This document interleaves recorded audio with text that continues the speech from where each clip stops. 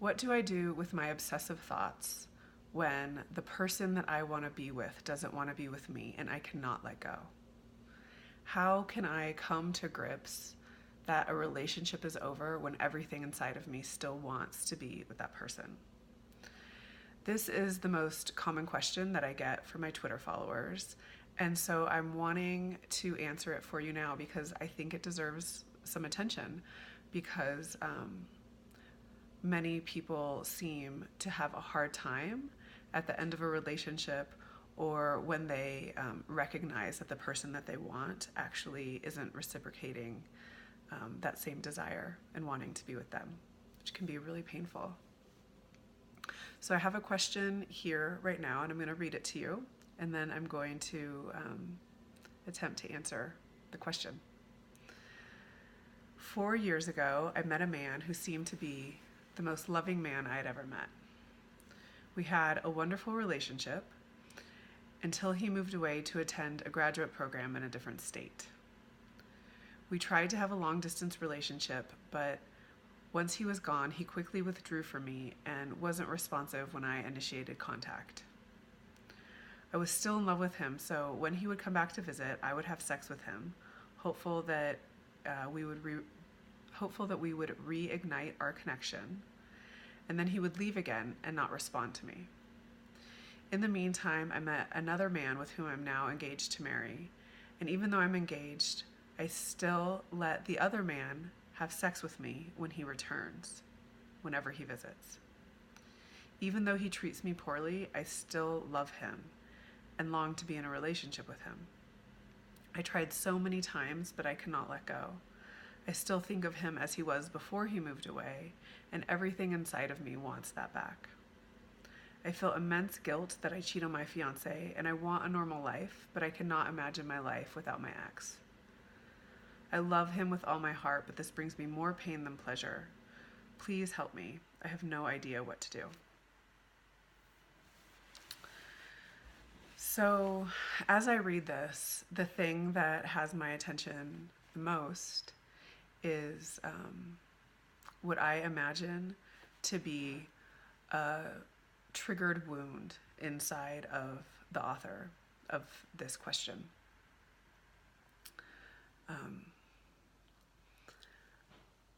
Most of us have a core wound that revolves around not feeling enough. Like having this deep belief that we aren't enough for real love and that there's something inherently wrong with us. And when we are still identified with that wounding and we're not fully aware of what is driving our behavior and our thoughts and our ideas about ourselves in the world, we attract a partner who reflects that misbelief that we have about ourselves in order for us to learn and grow.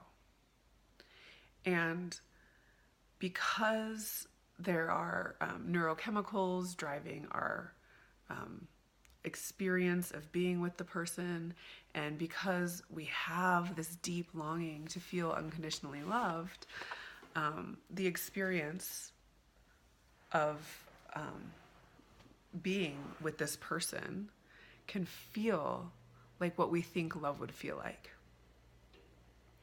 We feel good, and especially if we're climaxing and enjoying our experience in our body, we can project onto another person the desire that we have that person to be, rather than seeing the person for who they really are, as well as rather than seeing ourselves in our full picture of who we really are and what is actually driving our thoughts and our actions. And this can feel really tricky because the mind can go, but when I first met him, he was amazing. So I clearly wasn't drawn to him because of this deeper wounding. However, this is the way that it works. If he had shown you this part of himself before, you wouldn't have even been drawn to him to have this experience of feeling unwanted. I'm imagining that you felt really wanted and that you felt lovely and beautiful and cared for in so many ways when you first met him. And so that has the later abandonment and rejection be even more surprising. Like in your experience and in your world, it sounds like you felt like this was real love and you want that back. But when you look at the full picture of having this experience with him, having him move away and withdraw from you, and it sounds like there wasn't really clear communication about what was happening for him or sharing what was happening for you. That piece of the puzzle is missing for me. I don't have the full picture. But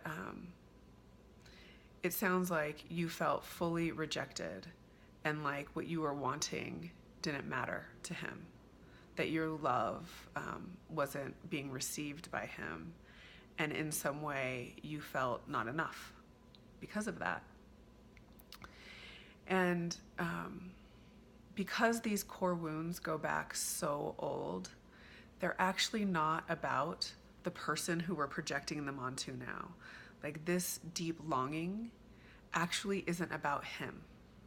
However, because you assigned your pleasure and your feeling of love to him early on in the relationship, the wounding then also gets assigned to him. And this is where a lot of confusion can happen, because the wounding is so much older, just like the longing for love is so much older. Having a secure connection with your primary caregivers where you feel totally unconditionally loved and seen for all of who you are, with no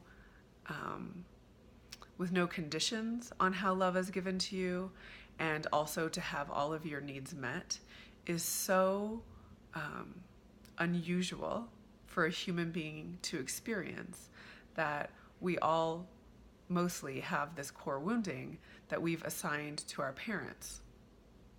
And this is all unconscious, of course. So I'll just give you an example from my own life. When I was 4, my parents got divorced. And my parents were lovely human beings. They adored me. I had all of my basic needs met.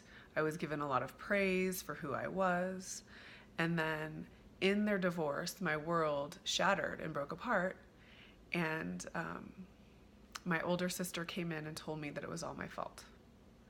And this deep core wound of me not being enough was ignited inside of me in that moment. And even though I had evidence to the contrary, that clearly I could not have broken apart our family. I was a lovely child. I felt loved by my parents. But because my sister had said this to me, my heart broke in that moment. And my parents were so involved in their own suffering that they weren't able to see me in that moment. And I felt really neglected and unseen. And I then used that core wounding to guide my actions and behaviors in my intimate relationships for so long. Like I had this evidence that I wasn't enough.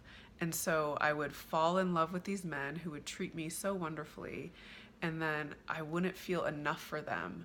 And that wounding would be triggered over and over and over again until, this is important, until I evolved in such a way that I felt so aligned with my essence, so loved by the source that beats my heart, and so connected to my wholeness, that part of me that felt small and separate and powerless and not enough didn't drive me as much.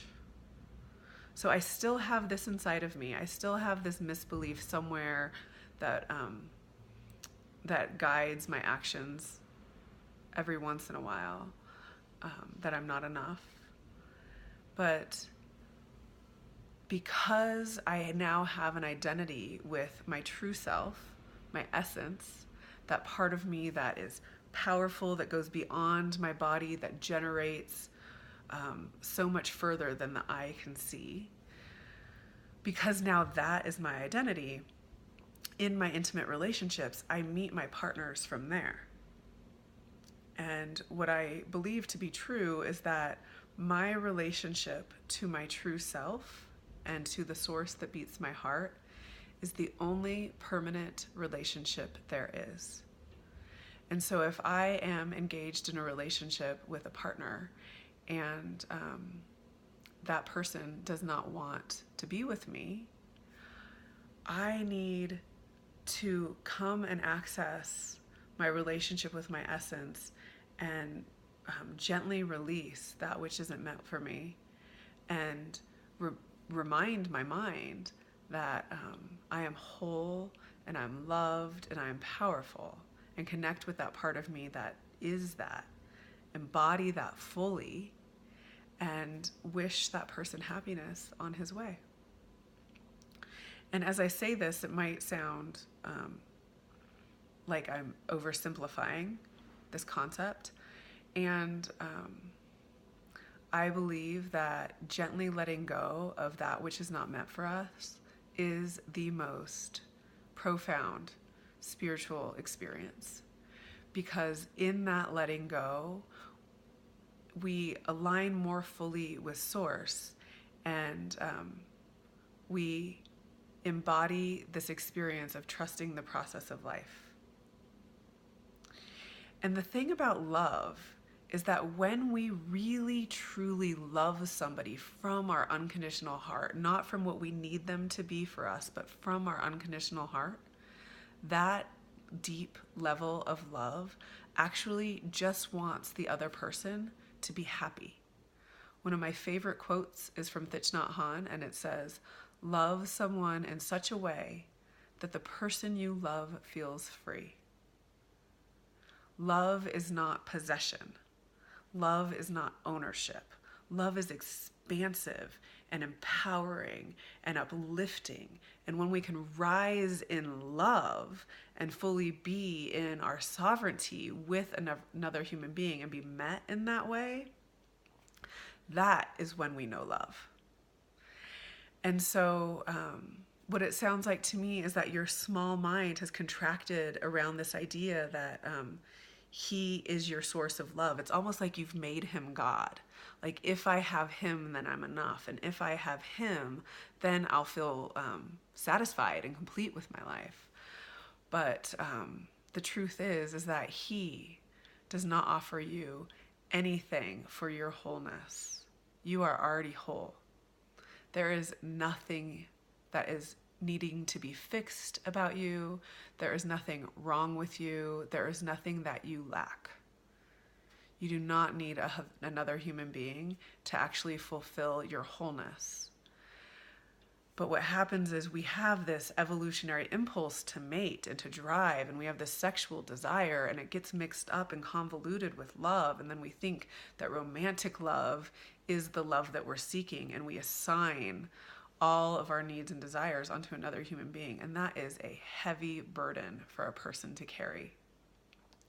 I know that when men try to make me their savior, there's nothing inside of me that wants to be with them, because I do not want to be the source that saves them.